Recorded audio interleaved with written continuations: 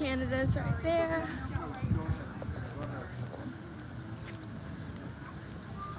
This is the Canadian Pavilion. Up here they have beer cheese soup with a pretzel, like a pretzel twist. This is just the area of it. They have an ice cellar steakhouse.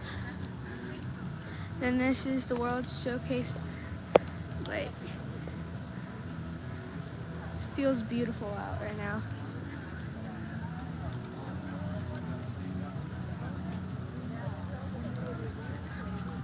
But here's the Canada Pavilion.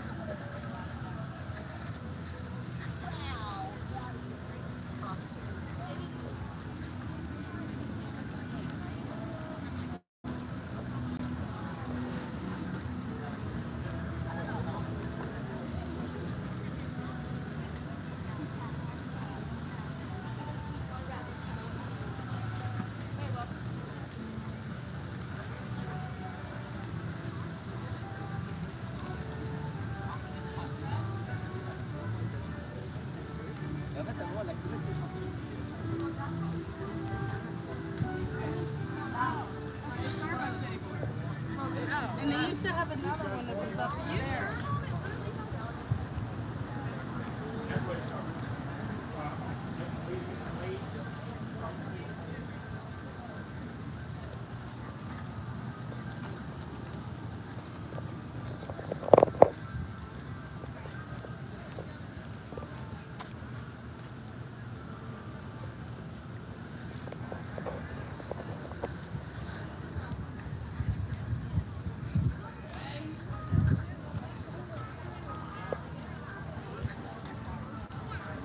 Here are the restrooms. Some map of where you could go. And this is Bubbles and Brine. We've eaten here before, and they're pretty good. They have a really good dessert, right? No, don't they?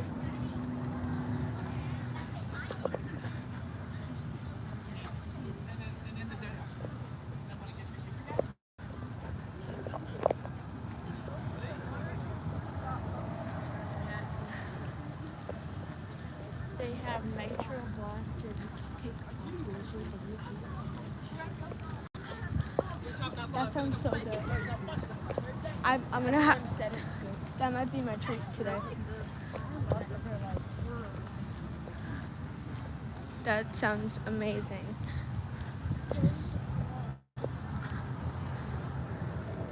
We're actually in the queue for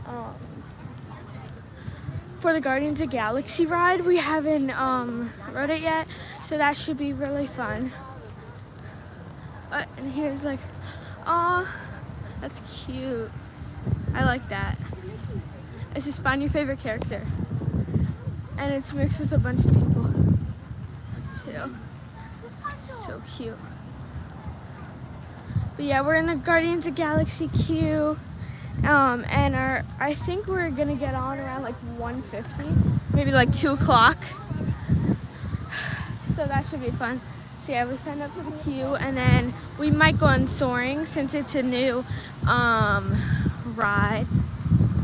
Well, not new ride, but new like screening, I guess, because it shows California.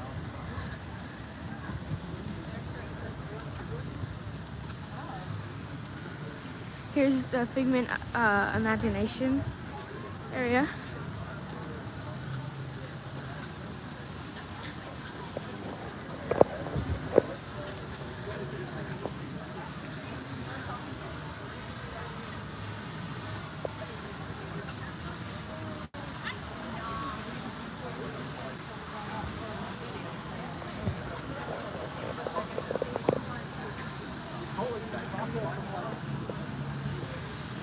Pretty cool. We actually have some family on Soarin' right now, so we're just gonna wait for them or join their line if they aren't already on it.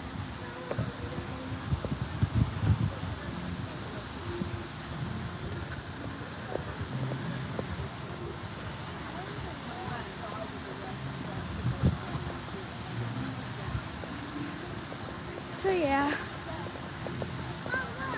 And then there's this really cool cake pop I heard. Everyone's raving about it, so I might try that today. And I'll show you guys what it tastes like. I'll show you guys what it looks like and tastes like, and the inside of it. It should be really good because I heard a lot of good reviews on it. And here's Journey of Imagination.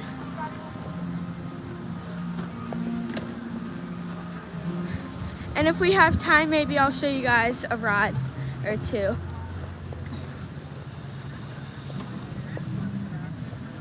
It all depends. Okay.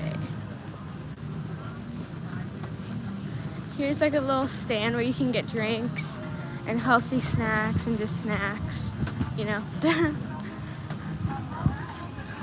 Yeah, Mickey pretzels too.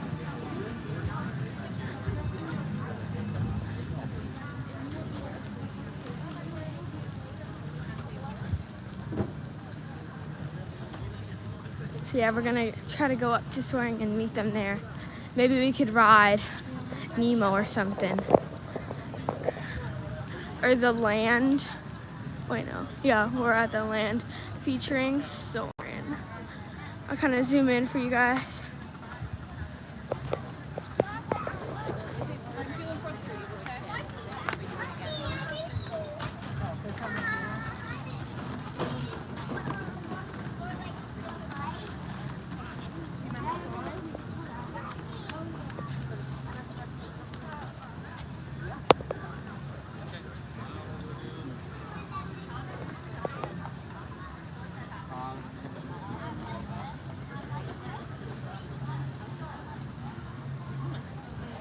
Maybe I'll try a couple things and then show you guys what it tastes like and stuff.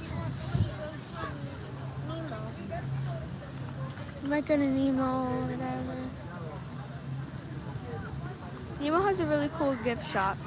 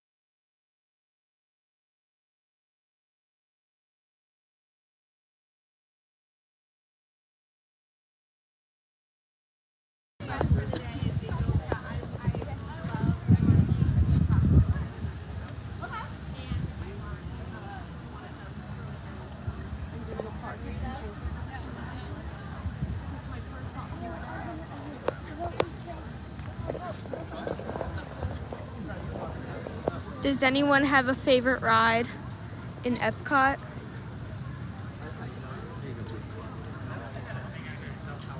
Put it in the chat.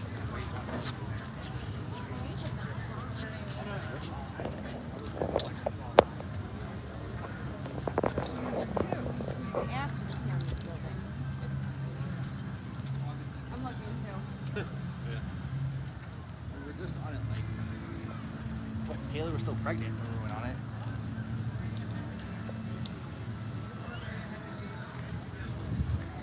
They have stroller parking for the rides. And then Soaring is over here, like I showed you guys multiple times. And they also have a food court in here. So that's a quick like bite to eat if you guys ever are interested. And then they have a couple rides in there. Soaring, there's another ride, and then there's also like a preview no, not a preview, there's also like a show, like a 10-minute show I would say, that you could watch in there. It's like a screening room. It's kind of like a theater that they show you it in.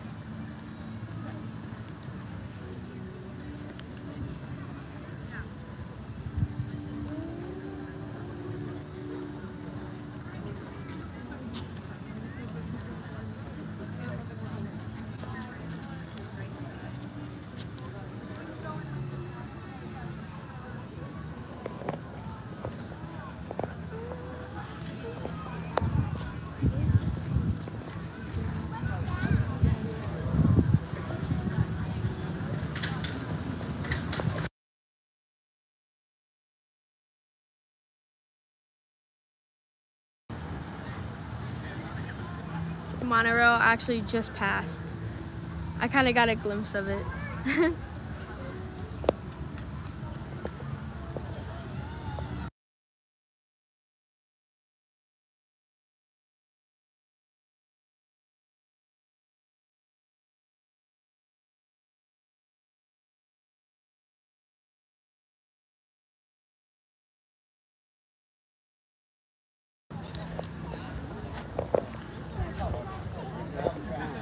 Okay, so we're gonna just look into soaring. We parked our stroller. So now we're just gonna look in soaring, and I might show you guys a ride. It all depends.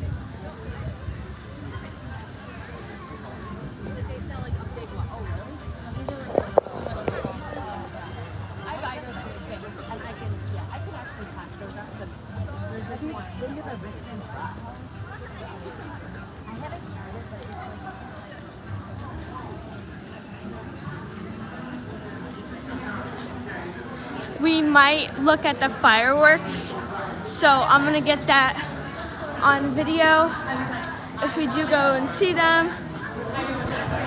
But I might have to mute it because it's copyright for the music.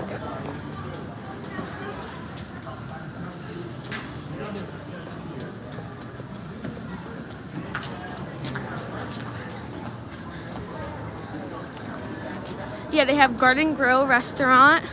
They have Living with the Land, which is only 5 minutes, it looks really busy though. Living with the Land. Then they have Awesome Planet, which I told you guys about. It's a 0-minute wait, but it's like a screening room kinda. Like they show you how to protect your earth and stuff.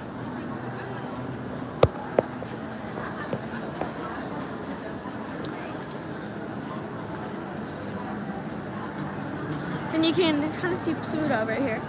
He's in the thing. Yeah, then Seasons. Seasons is like a restaurant that you can get some food at. Garden Grill, Pluto. So we might.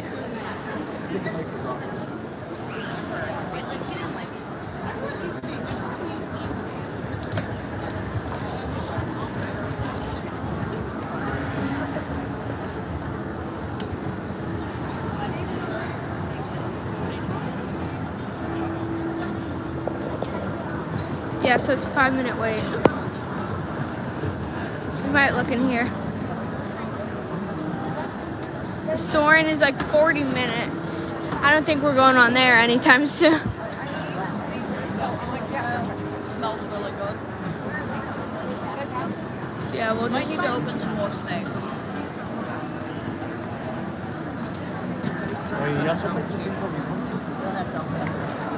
I don't think they're gonna change it.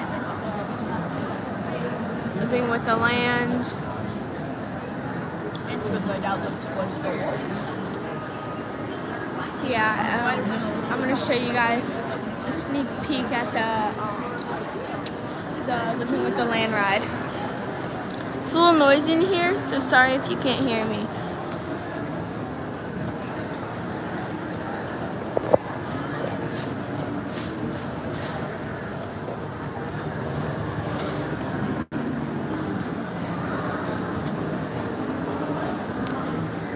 Last time we were on here, it went like this, which is pretty cool.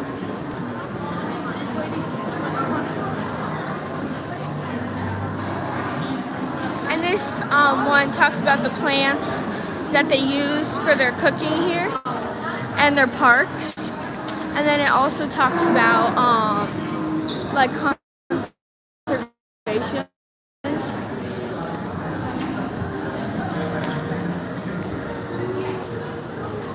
So yes, I'll probably show you guys what the ride looks like.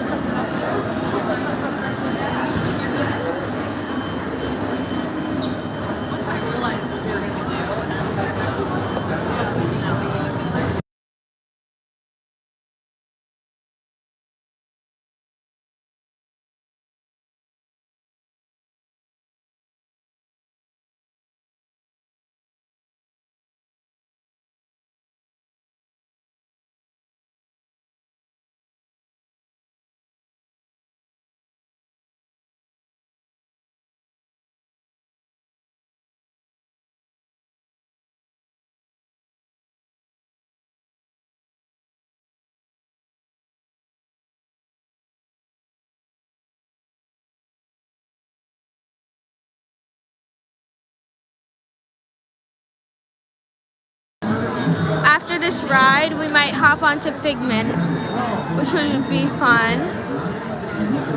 So yeah, I might show you guys Figment, but I might have to mute the microphone also because copyright, and we don't want that right now.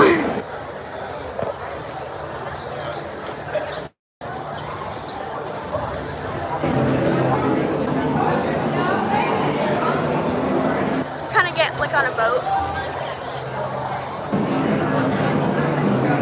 and you get to see like tubs of fish stuff.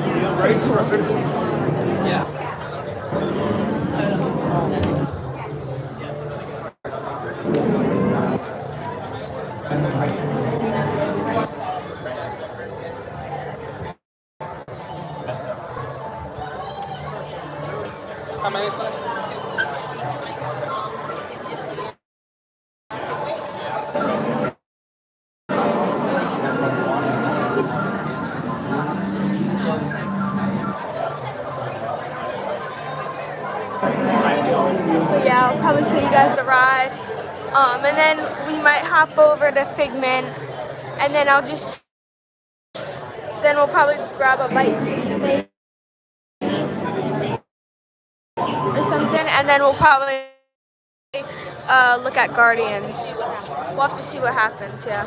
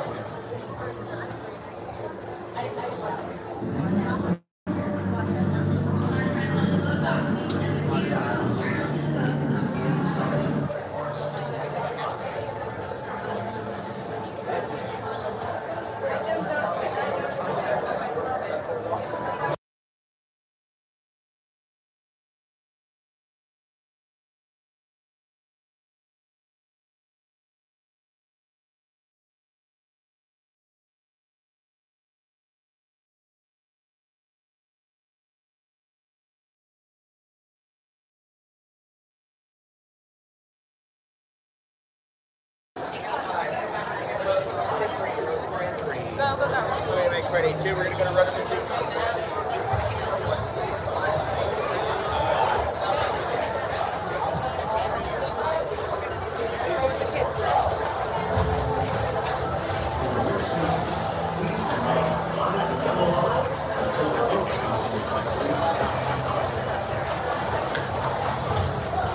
Welcome to Moving with the Marine. As you board the boat, please lower your head and watch your step. For your safety, remain seated with your hands, arms, feet, and legs inside the boat at all times. Parents, please supervise your children and refrain from flash photography or using video lights until we reach the greenhouses. Thank you. Now, sit.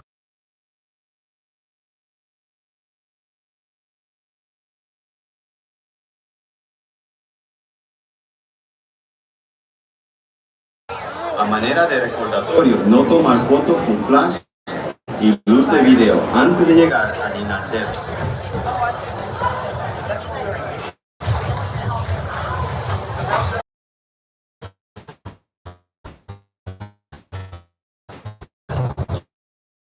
Extracting precious nutrients and minerals. These elements, when combined with sunlight, create the diverse systems of our planet.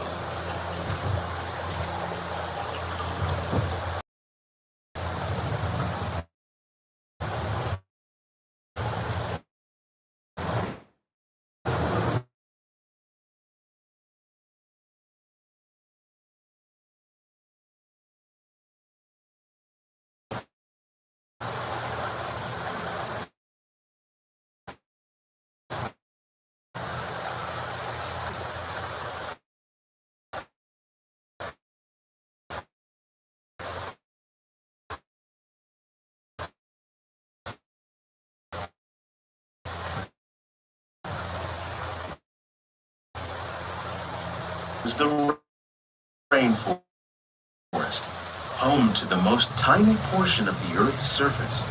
But they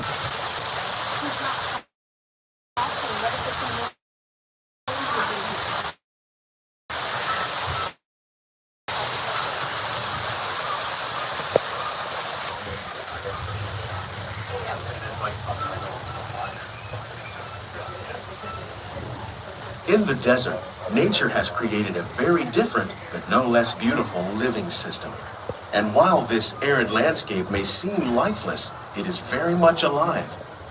The plants and animals that have learned to survive in these harsh conditions make use of what little water they can find and avoid the scorching rays of the relentless sun.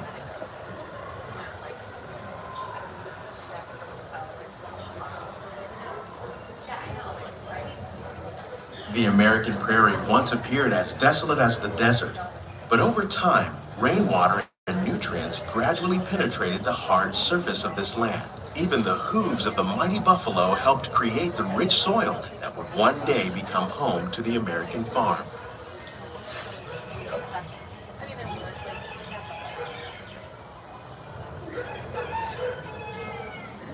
And by the way, guys, we're on Living with the Land.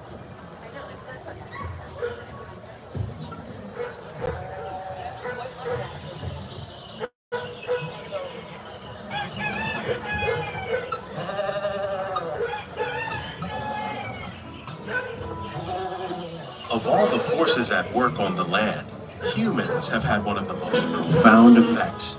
The need to produce food for a growing world led to the enormous use and sometimes overuse of the land. In our search for more efficient ways to grow food, we often fail to realize the impact of our methods.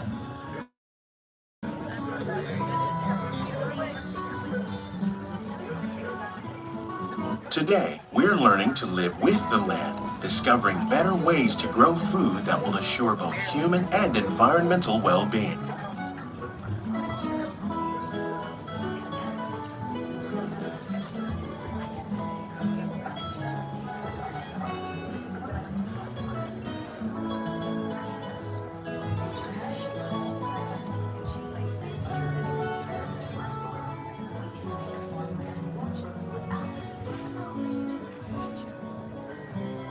Here at Epcot, we're learning to reduce the need for chemical pesticides by breeding and using natural predators, like ladybugs and wasps, to control pests. In the farmlands across America, we're learning that by plowing under vegetation containing natural fertilizers, we can enrich the soil without the use of chemicals. In arid regions, we're learning to produce food on desert seacoasts by developing and planting crops that thrive on salt water. In Japan,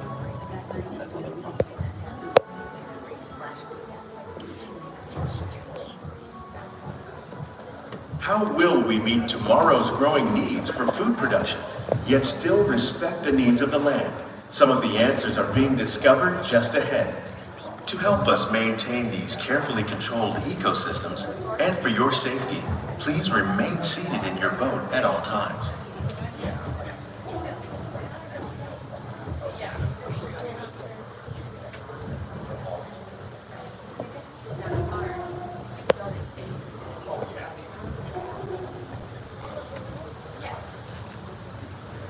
I love this part. It's the best. Welcome to our living laboratories, where scientists from Epcot and the U.S. Department of Agriculture are exploring innovative ways to produce bountiful harvests now and into the future.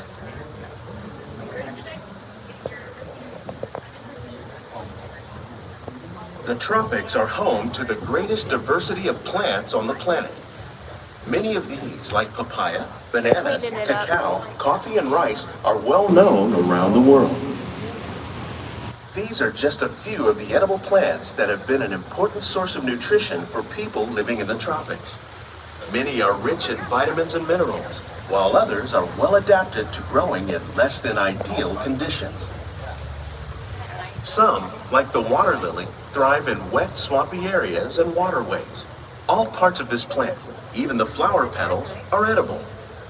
The starchy root of the plant has long been used to make flour for baking.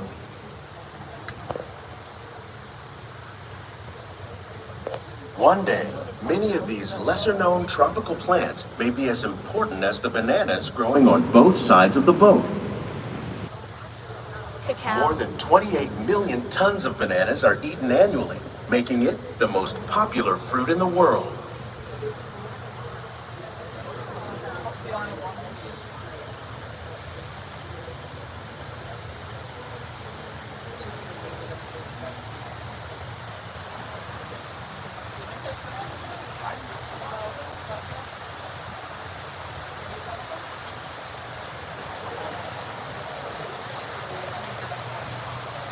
When we mention farming, you probably don't think of fish. But fish farming, or aquaculture, accounts for nearly half of all the seafood consumed globally. Tilapia, bass, and catfish, like the ones you see here, are 3 of the more popular crops raised by fish farmers. The sustainable system we're using here recycles the water in the tanks. As a result, we're able to save millions of gallons each year. Our small fish farm produces nearly 5,000 pounds of fish each year to serve in restaurants around Walt Disney World. Innovations like this one can play an important role in our efforts to produce bountiful harvests and still protect natural resources. These are shrimp.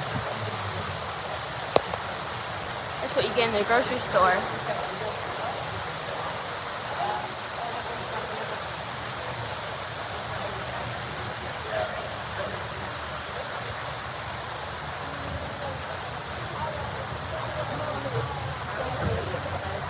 Here's a mandarin orange.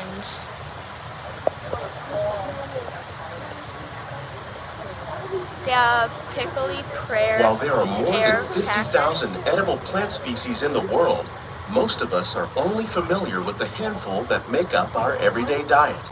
The common grains growing here, wheat, maize, sorghum, and millet, plus rice, account for nearly 2/3 of our global food consumption. Learning how to increase yields of these staples is an important goal of research around the world.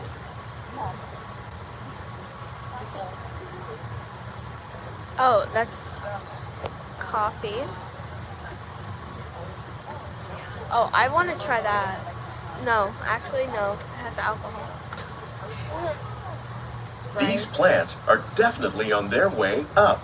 Innovative growing techniques like these increase yields while more efficiently using resources like water, fertilizer, and pesticides. Another innovation at work here is our integrated pest management program. By populating our greenhouses with beneficial insects that prey on harmful pests like aphids and flies, we are significantly reducing our reliance on conventional pesticides.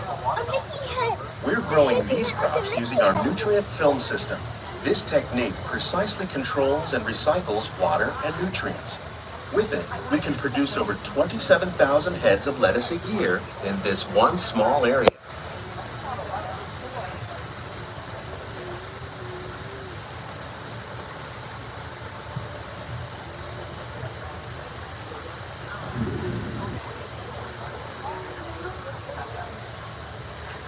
Ava, look, chickpeas, hummus. And lettuce. Some of our best ideas have been inspired by nature, like these fruit and vegetable trees. By growing these ground plants vertically, we can increase yields and better control diseases. These crops taste as good as they look. In fact, we serve more than 15 tons of produce from our greenhouses in restaurants here at the land every year.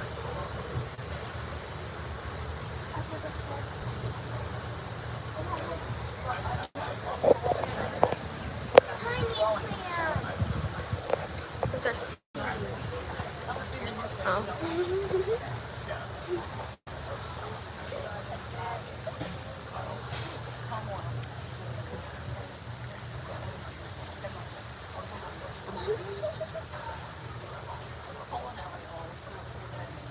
The future of agriculture may include innovative ideas like this vertical growing system. Plants grown in this way use a fraction of the space required by traditional growing methods. That saves water and increases production. The aquaponics system on your left combines hydroponics with aquaculture. The fish provide a natural source of fertilizer for the plants, and the plants help keep the water clean for the fish. It's another great way to produce more while using less. In our lab, Epcot scientists are working with the U.S. Department of Agriculture on a number of innovative projects. The goal of these efforts is to produce higher yielding and better quality plants. Without chemicals.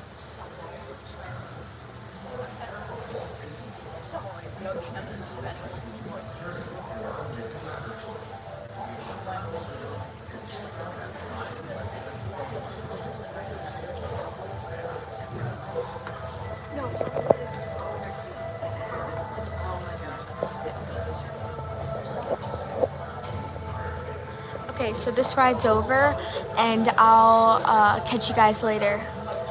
Bye.